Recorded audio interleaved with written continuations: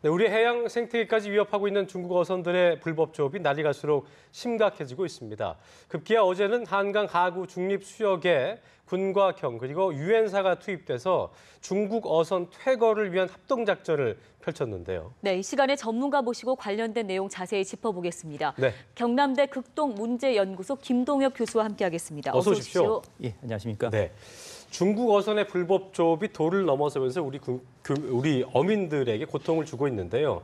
어제는 이제 제가 말씀드린 대로 군과 해경, 유엔사가 한강 하구에서 중국 어선을 퇴거하는 합동 작전을 펼쳤습니다. 이게 예. 1953년 정전 협정 이후에 처음이라고 했는데 어제 상황 좀 정리를 해주시죠. 예, 어제 민정 경찰이라는 것을 이제 투입한 걸로 되어 있습니다. 예, 이제, 예. 이걸 어제 상황을 알기 위해서는 이제 민정 경찰을 먼저 이해를 해야 되는데요. 네. 이제 민정 경찰이라는 것은 이제 정전 협정에 이제 비무장 지역이 있습니다.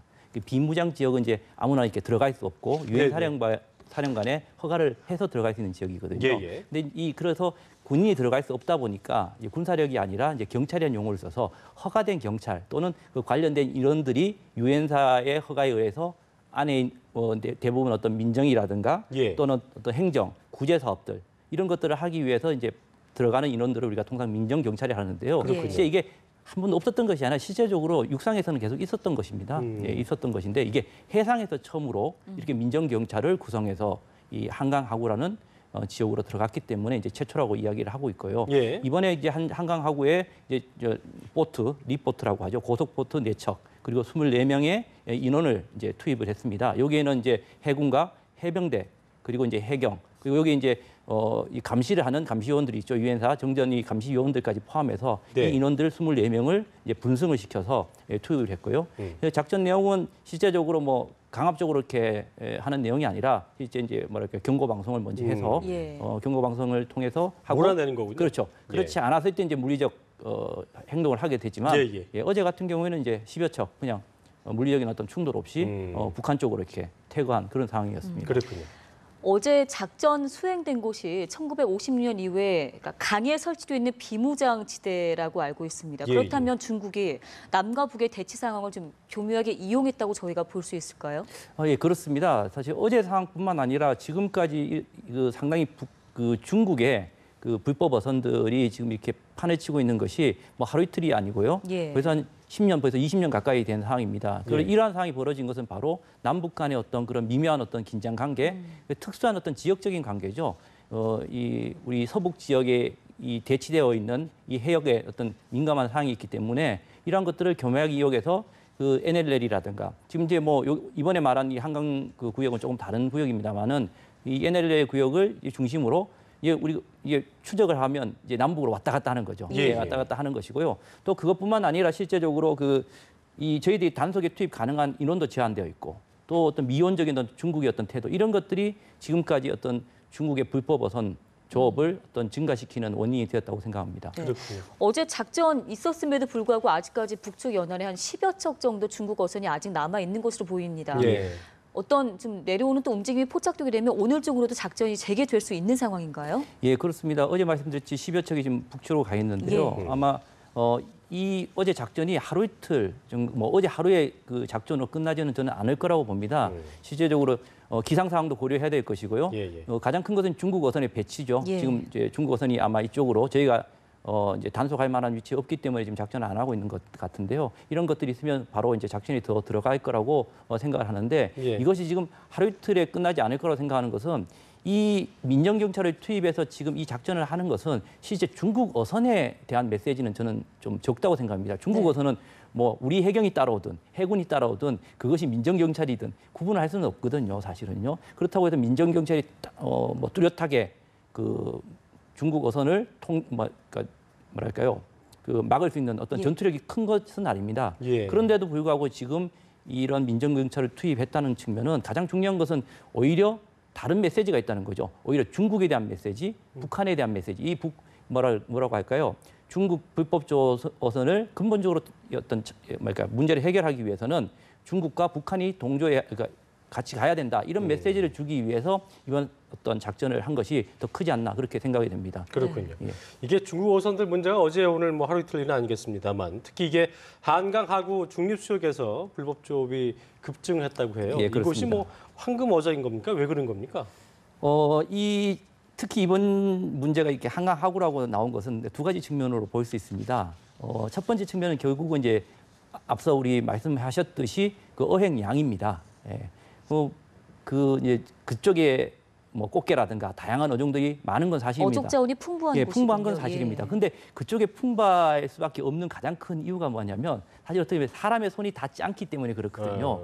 뭐 물고기들이 그걸 아는지는 모르겠지만요. 어쨌든 그곳에 하고 또 한 가지 측면은 뭐냐면 앞서 말했듯이 10년, 20년 가깝게 그 중국 어선들이 벌써 NLL 인근을 벌써 많은 그 어족 자원을 벌써 피폐화시켰습니다. 그러다 보니까 그 어민들은 물고기를 따라서 들어올 수밖에 없거든요. 예. 중국 어선도 마찬가지입니다. 바깥쪽이 그만큼 피폐화됐기 때문에 안쪽으로 들어온다는 측면이 그러니까 있습니다. 이남쪽 우리 측의 해역이 정말 많나 봐요. 예. 바깥쪽보다 그렇죠. 예. 그리고 이제 그렇게 들어올 수 있다는 건 두 번째 측면은 결국은 남북 간에 앞서 말씀드렸듯이 이런 특수한 상황을 북한이 죄송합니다. 중국이 이용을 한다는 거죠. 이런 상황이 있기 때문에 점점 더 안쪽으로 들어와도 문제가 되지 않고 안심해서 들어오고 지금의 최근에 어떤 남북 상황이 더 좋지 않다는 점이 이 최근에 이 한강 하구 정말 우리 안쪽까지 중국 어선들이 들어와서 마음 놓고 불법 조업을 하는 그런 어떤 원인을 제공하지 않았나라고 생각이 됩니다. 예. 중요한 게 그럼 이제 앞으로 어떤 변화가 생길지인데 이번 작전으로 인해서 어느 정도 효과를 거둘 것으로 예상하십니까? 실제적으로 이번 것이 새로운 시도임은 분명합니다. 예. 그러나 앞서 말씀드렸듯이 이것이 중국 어선에 대한 직접적인 어떤 뭐랄까요 메시지를 주는 어떤 작전은 저는 크게 아니라고 봅니다.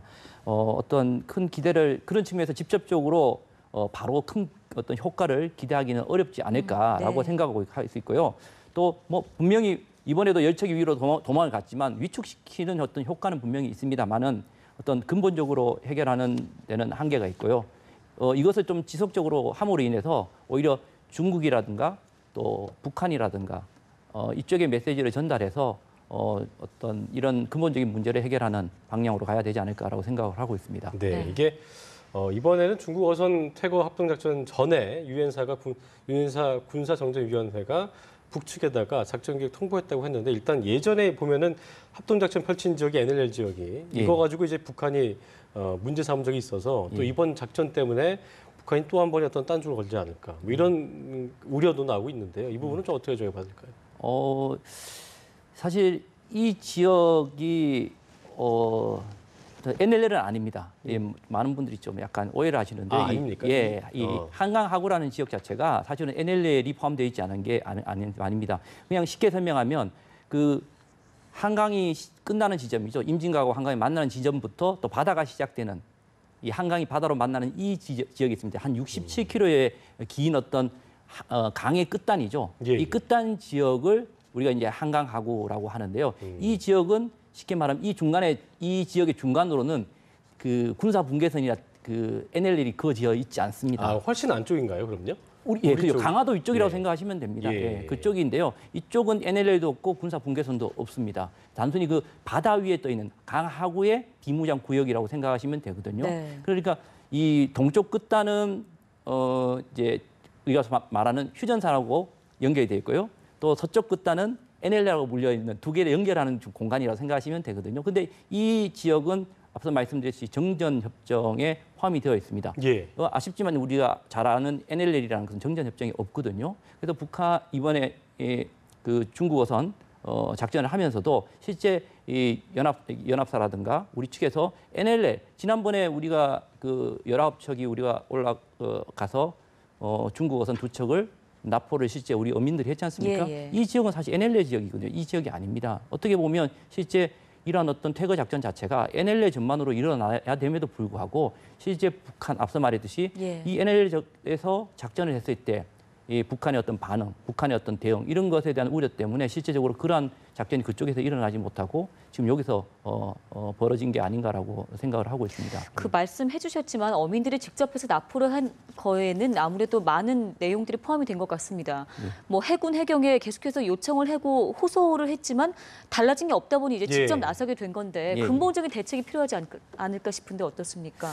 예, 그렇습니다. 뭐 지금 상당히 생태계에도 위협이 예, 있고요. 그 얘기도 나오더라고요. 있고요. 가장 또 중요한 것은 단순히 어획량뿐만 아니라 제2차, 3차 그러니까 뭐 환경 오염 이런 것들까지 가장 큰 위험이 됩니다. 예. 예, 그런데 이제 이것을 해결하기 위해서는 아무래도 어떤 그 군사적으로 강력한 조치도 필요할 것이고 예. 또 비군사적인 어떤 행정적인 법적인 조치도 필요할 것이고 또 앞서 말했듯이 외교적으로 중국과의 어떤 노력도 필요할 것이라고 생각을 합니다만은 저는 근본적인 문제는 결국은 남과 북의 관계에 있다고 생각을 합니다. 뭐 희망 사항일 수도 있고 현실과 다를 수는 있겠지만 네. 결국은 남북 간의 어떤 군사적인 신뢰를 기본으로 해서 남과 북의 어민들이 우리 어장을 직접 뭐 마음 놓고 고기를 잡을 수 있다고 하면 감히 어디 중국이 들어오겠습니까? 예. 예, 그런 측면에서 어떤 군사적인 신뢰를 바탕으로 한 이 해역을 우리 어민들한테 돌려주는 어떤 고민을 우리가 해야 되지 않을까라고 생각을 합니다. 어쨌든 뭐 이게 중국과 북한 또 한국 이런 어떤 남한의 복잡한 외교 관계 때문에 쉽게 해결될 수 있는 일은 아니겠습니다만 어쨌든 그래도 우리 어민들이 피해는 보지 않아야 되기 때문에 정부에서도 어떤 대책이 좀 필요하지 않을까 예. 생각을 해보겠습니다. 예. 자, 지금까지 경남대 극동문제연구소의 김동엽 교수와 함께했습니다. 고맙습니다. 고맙습니다. 예, 감사합니다.